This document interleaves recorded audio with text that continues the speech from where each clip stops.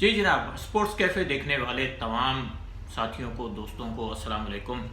आज मेरे साथ वासी हबीब, एक जाना पहचाना नाम यूट्यूब का और बहुत ज़्यादा पॉपुलर पाकिस्तान और इंडिया में भी जिस तरह से ये शो करते हैं और जो इनका अंदाज़ है, एक मतलब अपना एक दबंग अंदाज में जिस तरह से बात करते हैं, तो बहुत से लोग जो है वो उनको लाइक करते हैं और बहुत से लोग इनके फ़ैन हैं अक्रॉस द बॉर्डर भी। तो आज हम अपने शो में बड़ी मिन्नतों के बाद इनको लेकर आए हैं। थैंक यू वासु भाई। अरे थैंक यू वैद भाई, आप शर्मिंदा कर रहे हैं। असल में बात यह है कि शो शुरू करें बाकायदा, उससे पहले यह है कि उबैद भाई और मेरा जो एक ताल्लुक़ है वो बिल्कुल मुख्तलिफ है। इस फील्ड में मैं भी काफ़ी रहा, कवरेज भी की, स्पोर्ट्स इवेंट्स, और बहुत सारे लोग होते हैं, लेकिन अगर सच पूछिए तो उबैद भाई से मेरे ताल्लुकात कुछ और हैं और पर्सनल कैपेसिटी में बहुत अलग हैं। और फिर उबैद भाई की तरफ ही आएंगे वापस। उबैद भाई क्या क्या क्या बात करने वाले हैं आप आज, मुझे तो मालूम भी नहीं है। वैसे मुझे अक्सर मालूम नहीं होता कि बात क्या होनी है, लेकिन आप करें। नहीं बिल्कुल, आप चले बाकायदा तौर पर हम शुरू करते हैं, बात करते हैं हम पाकिस्तान और साउथ अफ्रीका सीरीज़ की।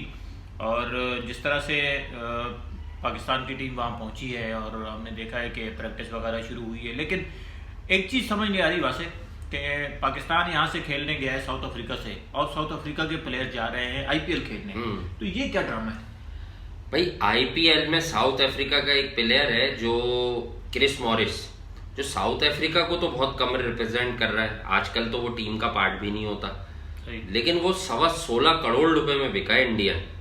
16.25 करोड़ हाईएस्ट एवर बाय है वो आईपीएल की तारीख की। तो जब किसी मुल्क के प्लेयर को इतने पैसे दिए जाते हैं तो वो क्यों नहीं जाएगा उस लीग को खेलने? नीचे भी रख लो वैद भाई, चल जाएगा माइक, आप टेंशन नहीं ले, माइक की आवाज़ चली जाएगी, दिखाई। तो ये है कि साउथ अफ्रीका की अगर हम बात कर लें तो आई थिंक उबैद भाई क्रिस मॉरिस को 16.25 करोड़ दे रहे हैं। दूसरी बात है कि आईसीसी का जो वर्ल्ड इवेंट होने जा रहा है अक्टूबर में, लेट अक्टूबर में, वो है भी इंडिया में। तो इस वक्त साउथ अफ्रीकन कॉज के लिए या किसी भी मुल्क के कॉज के लिए देखें तो सबसे बड़ी जो सीरीज है नजर आती है वो इंडिया की ही नजर आती है। अभी देखें वर्ल्ड चैंपियंस जो वनडे क्रिकेट में है 50 ओवर में, इंग्लैंड, उन्होंने एक कंप्लीट टूर किया इंडिया का कि यार यहाँ की करंट कंडीशन से हम फेमिलियर हो जाएं, क्योंकि उसके बाद अब हमें यहाँ स्ट्रेट अवे आना ही सिर्फ वर्ल्ड कप खेलने। वो के वो तीनों सीरीज में चित हो गए, लेकिन वो यहाँ का तजुर्बा लेकर जरूर गए। उनके वो वाले नए लड़के के जो इंडिया में खेलने का ज्यादा एक्सपीरियंस नहीं रखते थे, वो अब इंडिया में पहुंचे उबैद भाई, तो यकीनी तौर पर उनको वहां पर क्या कंडीशंस मिलने वाली हैं, यहाँ से वो फेमिलियर हो गए, जो उनकी फ्यूचर कॉज के लिए बहुत बेहतर होगा। पाकिस्तान की ऑन द अदर एंड, क्योंकि भाई मैं और आप पाकिस्तानी हैं, हम अपनी क्रिकेट का पेन फील करते हैं, तो बात करें तो आई थिंक आपने विंडो निकाली, साउथ अफ्रीका आई, आपने भी जवाबी कार्रवाई की, आपने इनका टूर सिलेक्ट किया, लेकिन आई थिंक के बोर्ड्स के दरमियान कम्युनिकेशन बैरियर था। आपको ये चीज तय करनी चाहिए थी कि यार ये एक इंटरनेशनल सीरीज होने जा रही है और इसमें हमें आपके जो टॉप बंच ऑफ प्लेयर्स हैं वो रिक्वायर्ड है। देखिए, हम जब बात करते हैं बाबर आजम में टैलेंट है, हम जब बात करते हैं शाहीन शाह अफरीदी में टैलेंट है, हम जब बात करते हैं कि हमारे पास आसिफ अली जैसा पावर हिटर है या शर्जील खान जैसे दबंग ओपनर की टीम में वापसी हो गई है, तो भाई ये खेलेंगे किन के अगेंस्ट? अब अगर इन्होंने जॉर्ज लिंडे को ही खेलना है तो फिर तो मसला खराब है ना भाई। मतलब इनके सामने पूरी सीरीज में अगर क्विंटन डिकॉक ही अवेलेबल नहीं है तो कहां टेस्ट होंगे ये? भाई क्विंटन डिकॉक यहां आउट हो रहा था, आप जब उसे साउथ अफ्रीका में जाकर आउट करेंगे तब आपको मालूम चलेगा कि आप कितने पानी में एज बॉलर हैं। अब आपका जो टैलेंट है उबैद भाई वो किस तरह से नर्चर होगा, आई थिंक के अपोजिशन जब तक टफ नहीं होगी। देखें, आपको अभी जो लास्ट टूर न्यूजीलैंड का मिला था उस टूर को हमें भूलना नहीं चाहिए। आप 1.5-2 दिन वहां बॉलिंग करते रहे।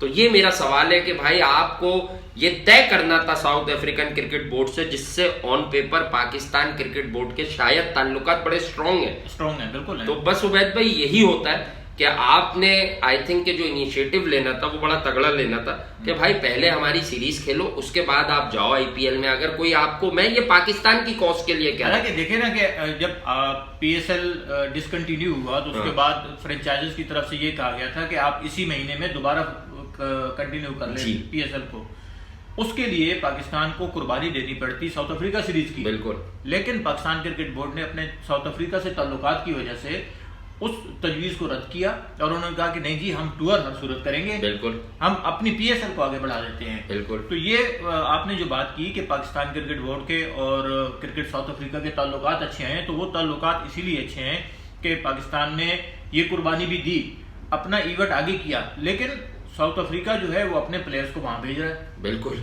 देखिए, यही एक सच है। पहली बात कि मैं तो इस बात का बिल्कुल भी सपोर्टर नहीं था कि पाकिस्तान सुपर लीग को कैंसिल करना चाहिए था। बिल्कुल नहीं करना चाहिए। कोविड के साथ ही जी रही है अब दुनिया। बिल्कुल। आप ड्यूरिंग सीरीजेस भी इकदाम करते हैं उबैद भाई कि चीजों को चेंज करते हैं। मैंने 12 अपने प्रोग्राम्स में भी ये कहा कि अगर मसला सिर्फ हुआ डे 1 से, कि जब डेरिन सैमी और वहाब रियाज का, मैं ये नहीं कहता कि उनके टेस्ट बाद में पॉजिटिव आए या नेगेटिव आए, लेकिन जब एक आपने बाउंड्री खींच दी थी SOPs के नाम पर कि यार कोई इस लिमिट को क्रॉस नहीं करेगा, अगर वो लिमिट क्रॉस हो गई और मीडिया में चल गया कि कल के मैच में कम से कम अवेलेबल नहीं है ये लोग, ना उनका कोच ना उनका कप्तान, तो फिर कैसे ये मुमकिन हुआ कि किसी भी बड़े इंसान ने इंटरवीन किया? कैसे ये मुमकिन हुआ कि ये दोनों लोग अगले दिन ही मैच में मौजूद थे? यहां आपने सबको कर दिया सहल पसंद, यहां आपने सबको कह दिया कि यार SOPs जाएं भाड़ में, अब जिसकी जो मनमानी हो वो करेगा। आप तो मेरा ख्याल से ग्राउंड में हर वक्त मौजूद थे।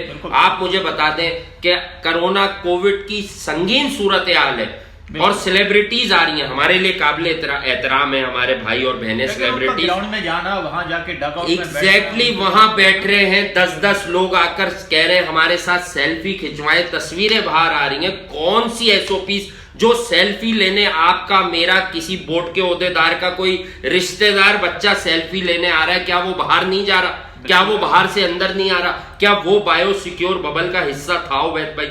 इवन के हम लोग देखिए, हमारे भी कोविड टेस्ट हुए थे बिल्कुल, और उसके बाद हम ग्राउंड में जा रहे थे। बिल्कुल। लेकिन हम रोजाना बाहर भी आ रहे थे, हम फैमिली से भी मिल रहे हैं, हम बाहर दोस्तों से भी मिल रहे हैं, हम ऑफिस भी जा रहे हैं, सब कुछ कर रहे थे, तो हम भी वहां पर जा रहे हैं। तो अगर इस चीज को भी करना, और आप प्रेस कॉन्फ्रेंस वर्चुअल हो रही थी, आप शायद अलग जगह बैठ रहे थे।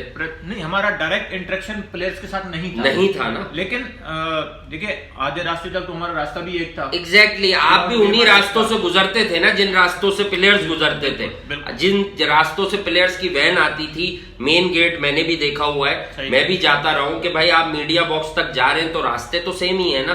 तो किस तरह की वो SOPs थी? क्या वहां पर वो मामला था कि आपने कुछ सैनिटाइज का मामला था? भी कहा था 1-2 शो के अंदर, मैंने पहले भी कहा कि अगर पाकिस्तान को देखें, जो केसेस आए वो आए, अगर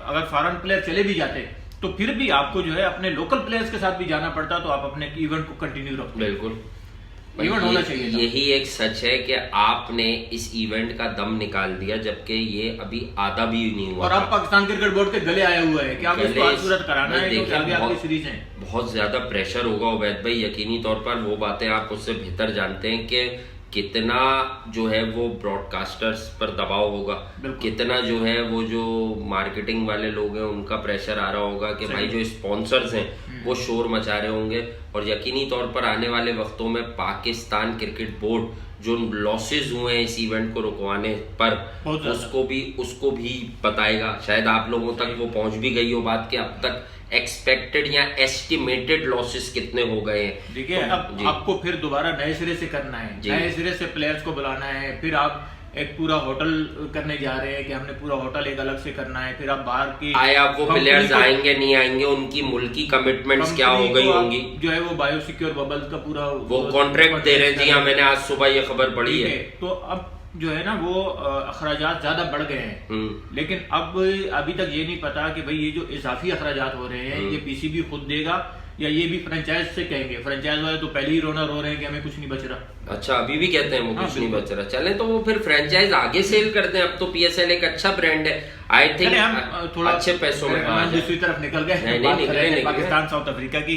तो अगर हम देखें, पाकिस्तान के पास बड़े अच्छे प्लेयर हैं, लेकिन इस टूर पे हम देखते हैं खास तौर पे कि अगर वनडे की टीम देखें तो बिल्कुल हमें यंग प्लेयर नजर आ रहे हैं, बिल्कुल इनएक्सपीरियंस साइड गई है, तो इसके कितने चांसेस हैं कि साउथ अफ्रीका में जाकर जीत सकते हैं? भाई देखें, जो नए लोग गए उन्हीं के चांसेस हैं कि शायद उनकी टेक्निक पहले वालों से बेहतर हो कि वो साउथ अफ्रीका में अच्छा परफॉर्म कर सकें। माजी में आपकी जितनी भी ग्रेट साइड्स भी गई हैं, साउथ अफ्रीका जो है ना वॉजंट दैट प्लेस के आप वहाँ पर बहुत कंफर्टेबल एज बैट्समैन रहे हैं। अगर आप तारीख उठा लें 1993 में आप गए, वकार भाई वहाँ अच्छी बॉलिंग किया करते थे, वसीम भाई भी एट टाइम्स स्ट्रगल करते थे। 1997 का अगर मुझे टूर मैं याद करूं तो आप वो देख लीजिए कि 1997 के जो टूर था उसमें क्या मामलात हुए थे आपके। अगर ट्राई सीरीज की बात करें, साउथ अफ्रीका, पाकिस्तान और श्रीलंका वहाँ मौजूद थे 97-98 की ट्राई सीरीज में। वहाँ पर इंजमाम भाई ने श्रीलंका के खिलाफ एक मैच में सेंचुरी भी की थी और वहाँ साउथ अफ्रीका के अंदर वो उनकी वाहिद सेंचुरी है। वहाँ पर भी आप जो है आप सीरीज हारे। और उसके बाद अगर आप देखें टेस्ट सीरीज तो अजहर महमूद 98 में जो है वहाँ बैक टू बैक 200 कर गए थे। जब वो आए थे रावलपिंडी से 100 करके डेब्यू पे गए थे, वहाँ 2 बड़ी सेंचुरियाँ कीमती, जो मैं समझता हूँ पाकिस्तान की टेस्ट क्रिकेट की तारीख की उसमें से जो एक सेंचुरी थी वो सबसे बड़ी है, और जिस कंडीशंस में और जिस बॉलिंग अटैक पर की। तो उसके अलावा आपका जो टॉप ऑर्डर है उसने कभी भी वहाँ पर कोई ऐसे कामयाबी के झंडे नहीं गाड़े कि आप जो है आने वाले लोगों से वो तवक्कात रखें।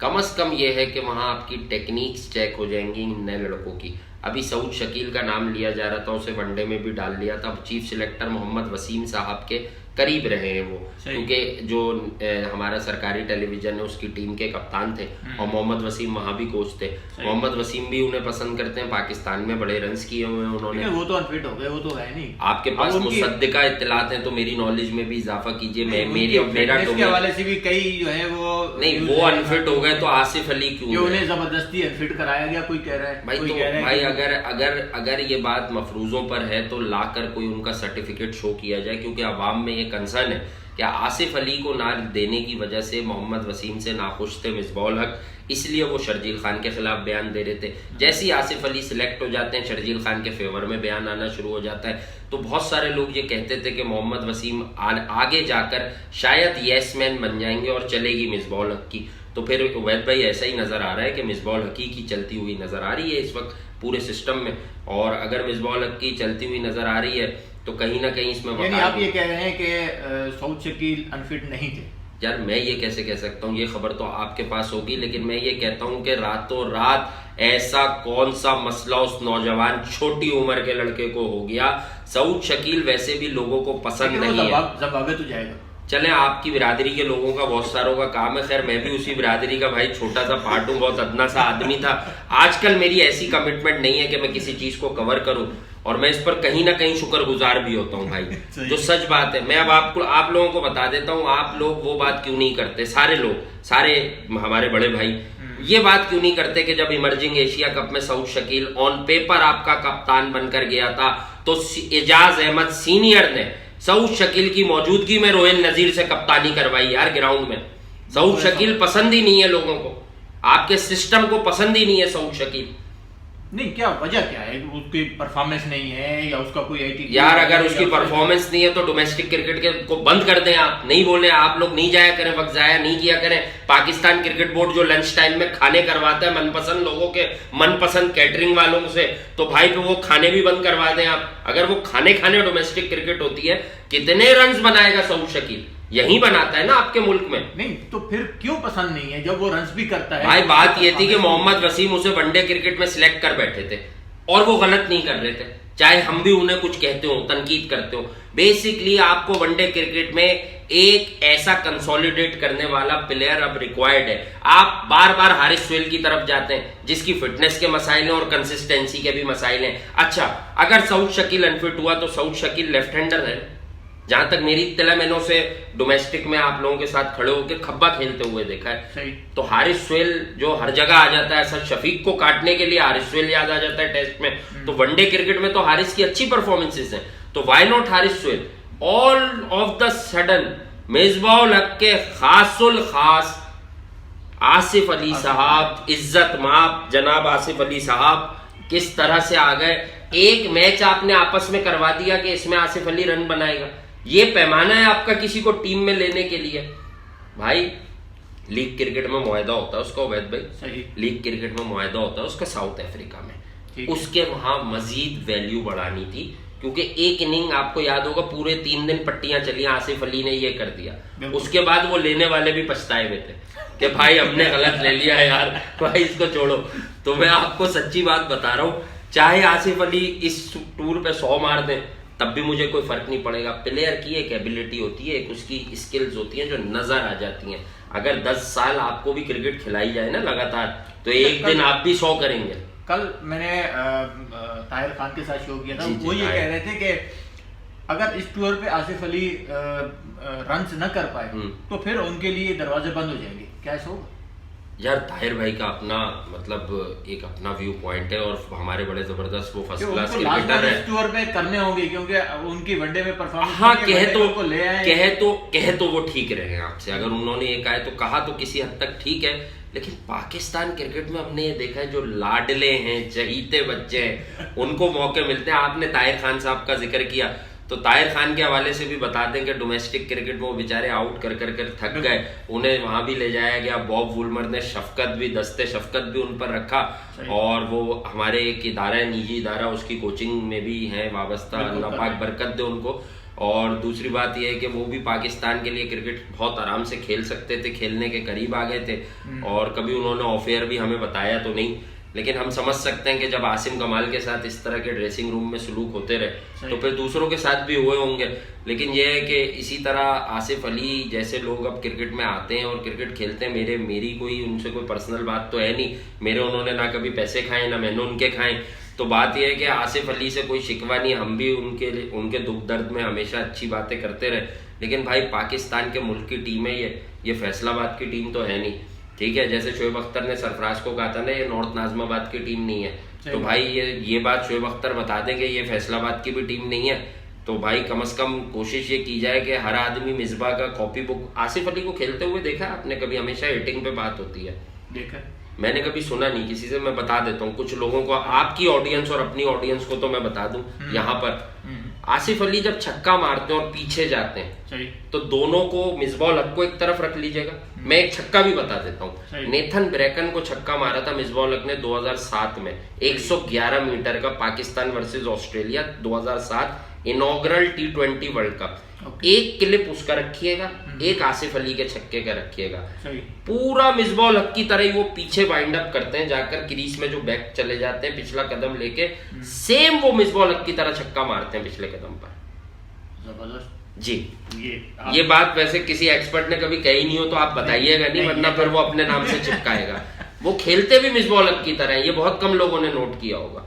जी, क्योंकि हमारे यहाँ नोट दूसरी बातें की जाती हैं, वो वाली बातें जिसमें नोट है वो नोट करो। हाँ, क्रिकेट की बात कोई नोट नहीं करता, तो क्रिकेट की बात नोट करनी चाहिए। आसिफ अली को स्पिनर्स पर, क्वालिटी स्पिनर्स पर शदीद प्रॉब्लम है, ऑफ द विकेट वो रीड ही नहीं करते, सीधी बॉलों पे एशिया कप 2018 में वो आउट होते रहे। मुझे अच्छी तरह याद है एशिया कप 2018, इसलिए कि अभी आपने ताहिर भाई का जिक्र किया, मैं ताहिर भाई लेके गए थे, मैं वहां बैठा हुआ था एक चैनल पर ताहिर भाई के साथ, तकरीबन 3-4 हफ्ते में हमने 3-4 शोज ड्यूरिंग एशिया कप किए, और इसी उम्मीद में किए कि यार आसिफ अली जो है वो परफॉर्म कर जाएंगे, आसिफ अली यहाँ रन्स कर जाएंगे, आसिफ अली कुछ कर देंगे।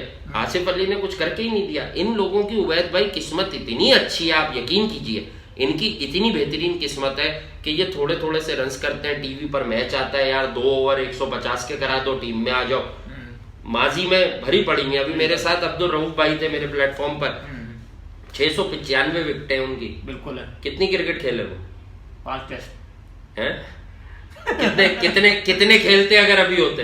बिल्कुल के उनका हक बनता था खेलने, और किसी के दोस्त भी होते, और जिस तरह किसी के घर की सब्जी वब्जी भी लाते। यही तो मसला है ना कि तभी तो आगे नहीं जा सकते। बस यही बात है।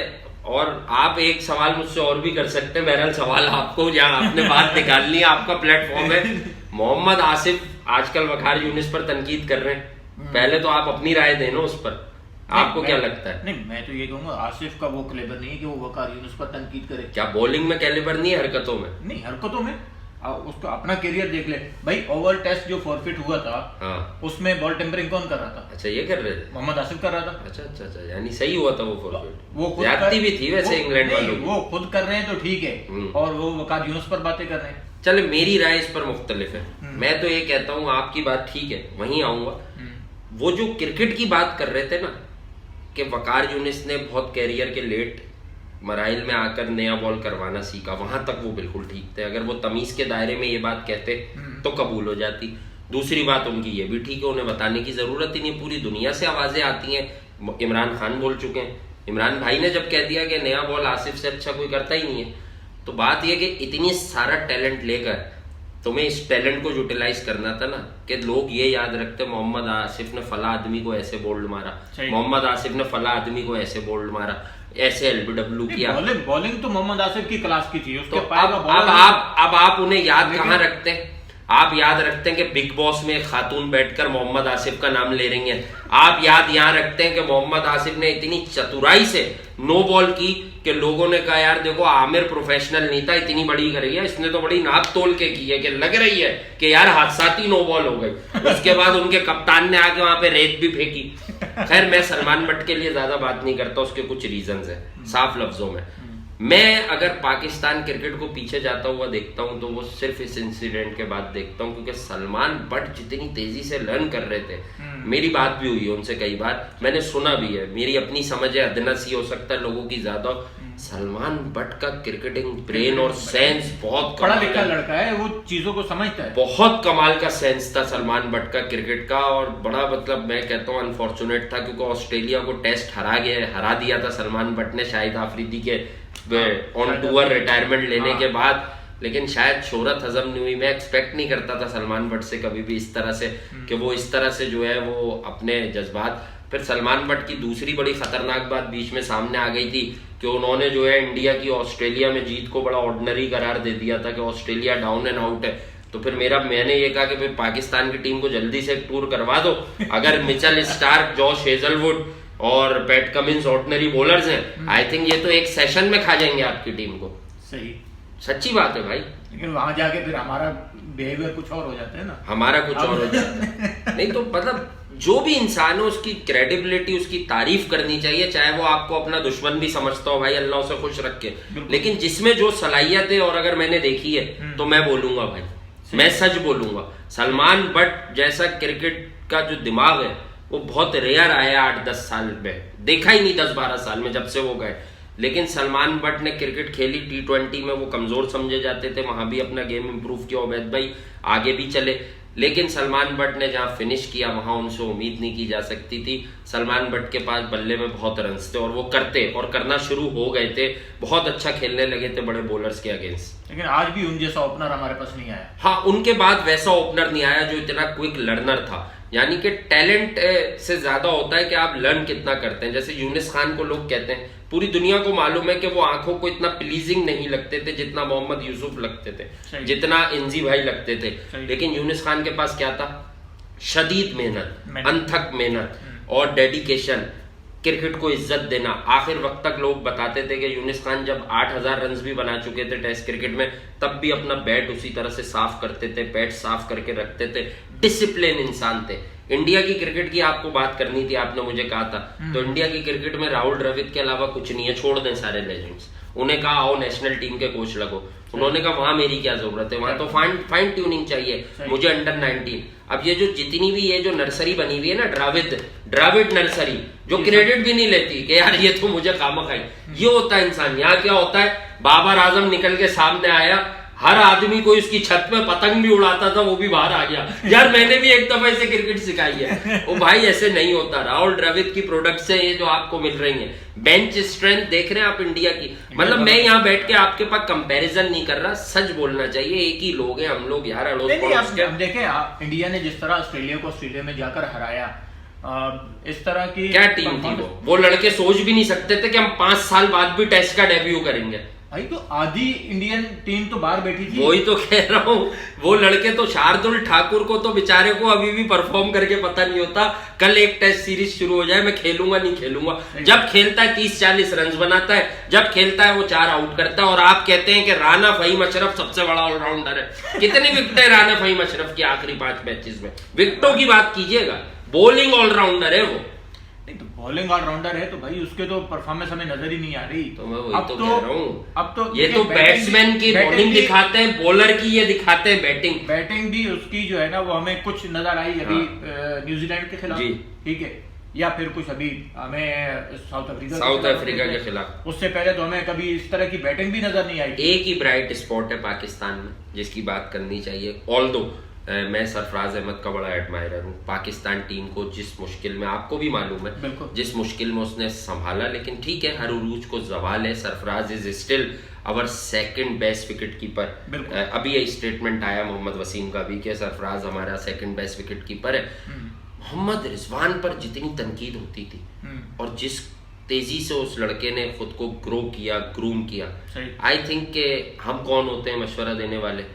बाबर आजम कप्तान बने, हमने कहा ये गलत हो रहा है, लोगों ने कहा कैसी बातें कर रहे हो, ये तो कौम ऐसी है ना, आपको पता है, पीछे पड़ जाते हैं यार आप कैसी बातें कर रहे हैं। हमने कहा चलो अभी हम ये बातें कर रहे हैं, कुछ दिन बाद आप भी करोगे, क्योंकि वो आपका वर्ल्ड क्लास बैट्समैन है। आप वर्ल्ड क्लास बैट्समैन को पाकिस्तान की कप्तानी आसान है, फूलों की सेज है, कांटे ही कांटे भरे हुए, दुश्मन बना रहे हैं आप उसके। फिर उसके जो ऑफ द फील्ड भी जो हम सुनते हैं मसले मसाइल हैं, वो भी उसके दिमाग में इस वक्त चल रहे हैं। वो परेशान है, अंडर प्रेशर है, वो एज कैप्टन और as person, as an individual आपके पास बेस्ट पॉसिबल ऑप्शन था।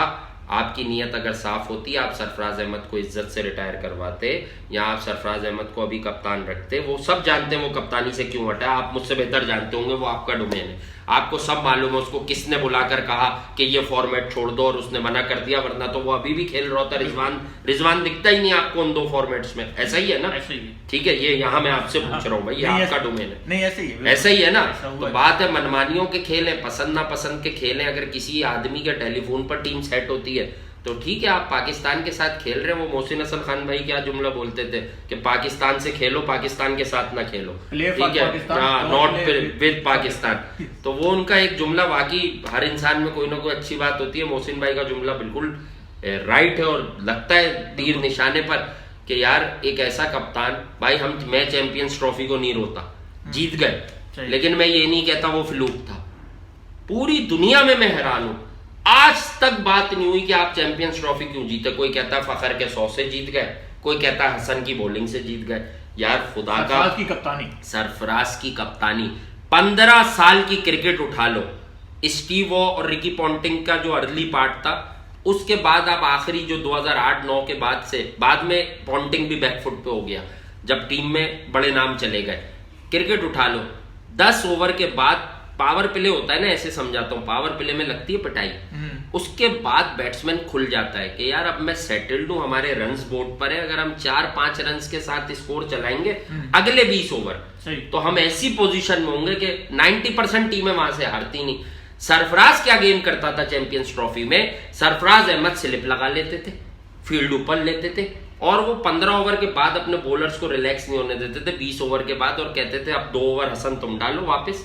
हसन आते भी बाद में थे, फिर उनसे लंबा, फिर वापस वो लाते थे जुनैद खान को 2 ओवर, फिर लाते थे आमिर को। यानी वो 30 और 35 ओवर तक किल पर चले जाते थे कि मुझे यहाँ विकेट्स चाहिए, चाहे मेरे प्रीमियर बॉलर्स जो है उनके आखिर में 1-1, 2-2 ओवर भी हो तो कोई मसला नहीं, मेरे पास 6 ओवर तो पीछे भी हैं, मुझे यहाँ विकेट्स नहीं मिली तो इनकी भी माल लगेगी आखिर में। और वो इनवाइट करता था स्लिप लेकर, मिड ऑफ ऊपर लेके कि भाई अगर रन्स चाहिए तो मारो, ऐसे नहीं करो, मनूवर ना करो, बॉल को मनूवर करके हेयर एंड देयर सिंगल ना रो।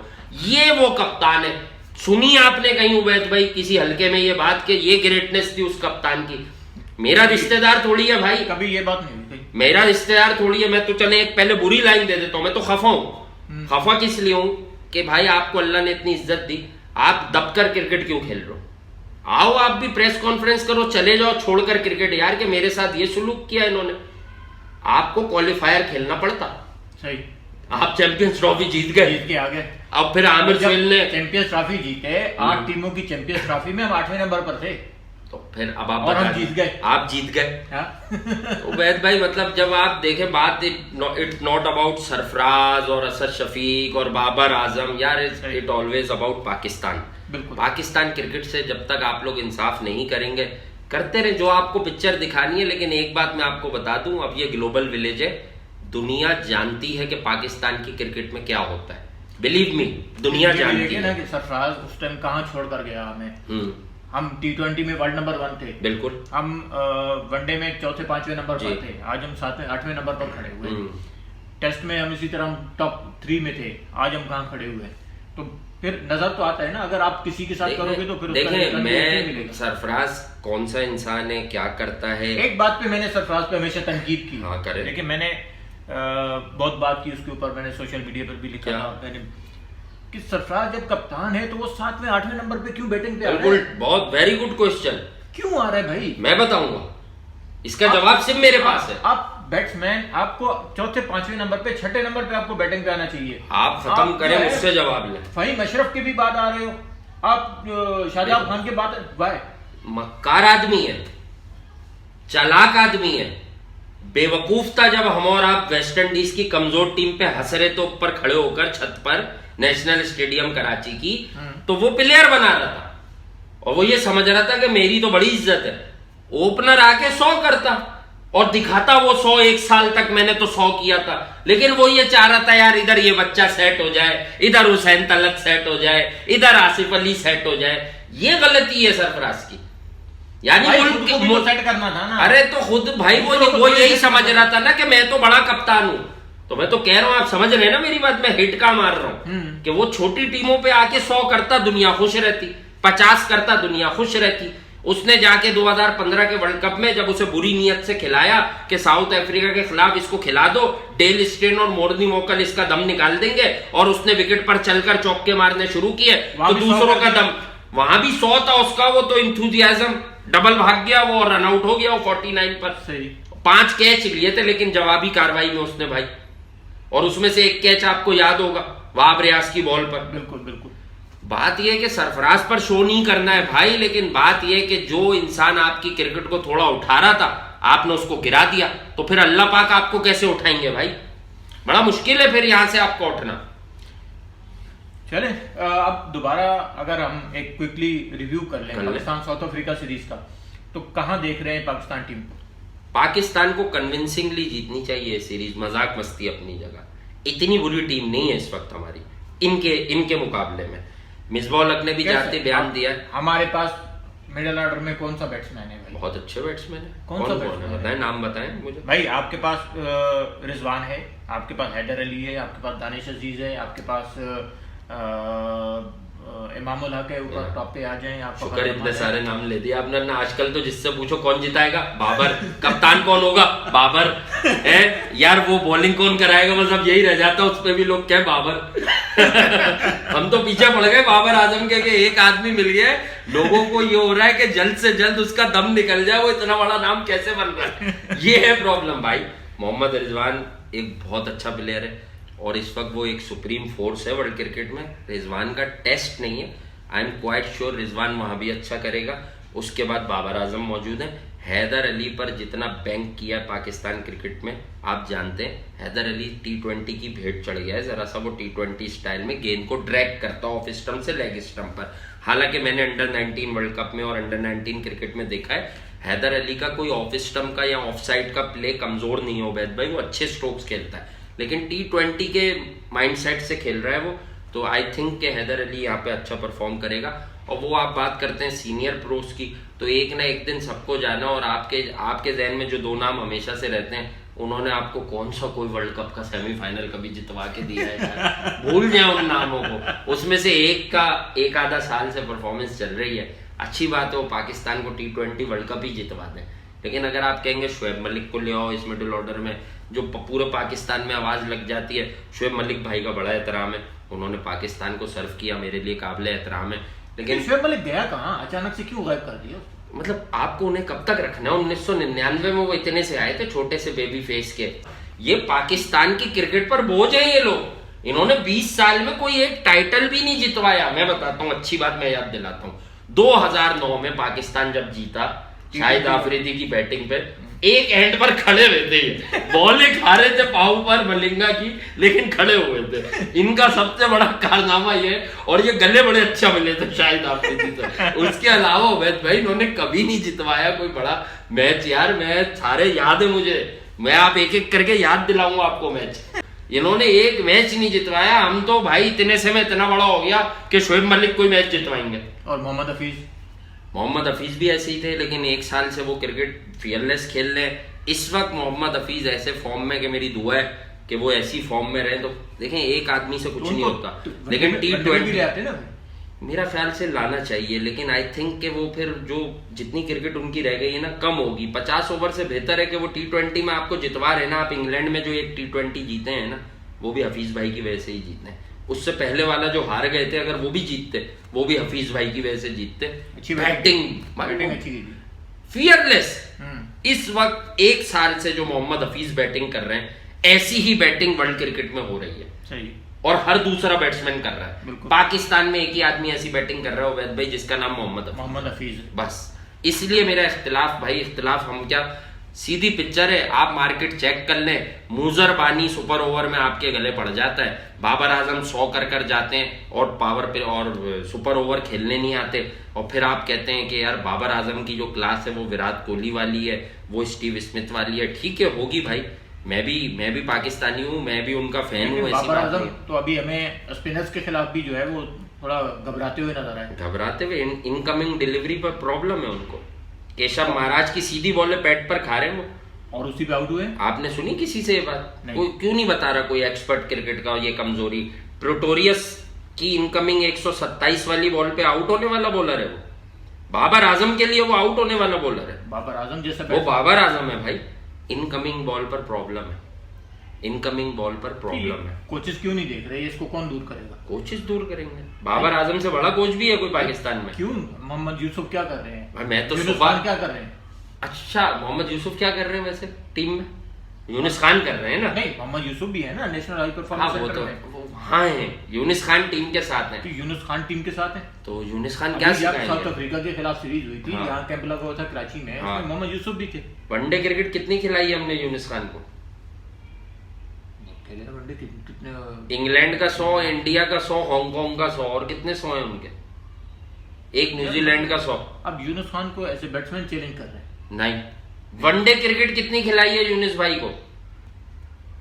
मुझे एग्जैक्ट उसके मैचेस तो याद नहीं। क्या हाल किया था उनका कि 2015 में इनसे ओपन कराएंगे, फिर ड्रॉप किया 2015 में। तो ये करते हैं हम अपने लेजेंड्स के साथ। वनडे का थिंकर चाहिए ना, मोहम्मद यूसुफ को इधर करें आप। बाबर आजम को अगर कोई ठीक कर सकता है तो वो मोहम्मद यूसुफ है। बाबर आजम अलग स्टाइल का प्लेयर है, टाइम लेके खेलता है, सॉफ्ट हैंड से खेलता है, अलग स्टाइल है उसका। यूनिस भाई कुछ और है। यूनिस भाई उसे इंसानियत सिखाएंगे, डिटर्मिनेशन सिखाएंगे, हार्ड वर्क सिखाएंगे। हार्ड वर्क करना ही नहीं चाहता कोई नया लौंडा आपका। सारे लौंडे ये चाहते हैं भाई कि बस आओ और विकेट पे खेलो और घर जाओ, सो जाओ, बिरयानी भी खाओ, पावे भी खाओ, हलवे भी खाओ। तो भाई मैं तो आपको सीधी सी बात बता रहा हूँ। लास्ट में काफी लंबा हो गया, कोई बात नहीं, लंबा कर दें आप।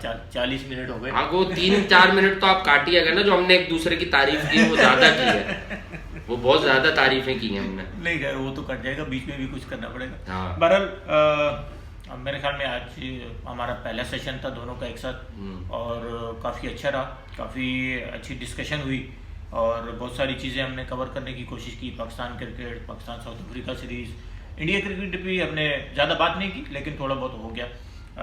अभी हमारा प्रोग्राम था IPL पे भी बात करने का, लेकिन वो फिर किसी टाइम अगर वासी भाई के पास टाइम होगा तो इंशाल्लाह उस पर भी कर लेंगे। IPL पे बात करेंगे आप? बिल्कुल करेंगे। तो पीछे पड़ जाएंगे लोग आपके।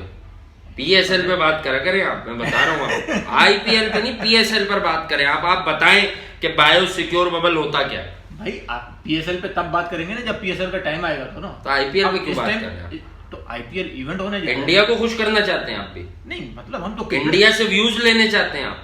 सब ले रहे हैं। मैं वो बातें कर रहा हूँ जो मार्केट में होती हैं। सब ले रहे हैं ना, इंडिया सब।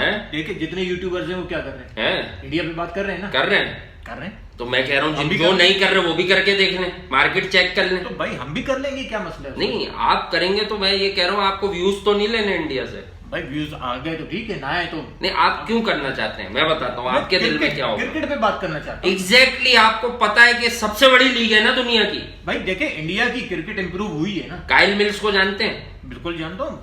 काइल मिल्स भी इंडिया की क्रिकेट पर बात करते हैं अपने चैनल पर, उन्हें भी व्यूज चाहिए।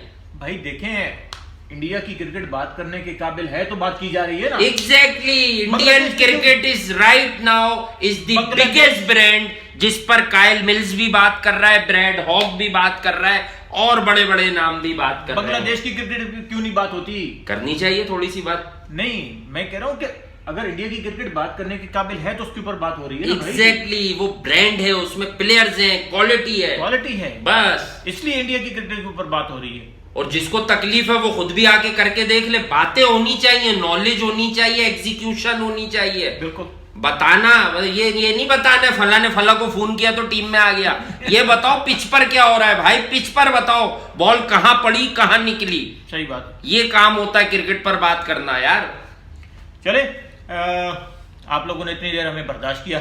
Thank you. बर्दाश्त हमें तो बहुत बोलते हैं 1 घंटे का शो करें आपके प्लेटफॉर्म पर। बिल्कुल, इंशाल्लाह करेंगे, जरूर करेंगे और बहुत जल्द करेंगे। नहीं, छोटा ही करना चाहिए। वैसे आज आपके साथ पहली बार शो किया, सवाल जवाब नहीं सवाल जवाब में देर हुई है। मैं आपको बताऊंगा अगली बार ऐसे ही शुरू करना है डायरेक्ट। चले ठीक है, तो इंशाल्लाह नेक्स्ट वीडियो तक इजाजत दीजिए, बहुत जल्द हाजिर होंगे। शुक्रिया भाइयों, कोई गलती सरजद हुई हो तो माजरत, टाटा। और चैनल जो है ये वाला, मैं इधर बैठ गया हूँ, अब समझ जाना सारे भाई क्या करना है। ठीक है, कर देना।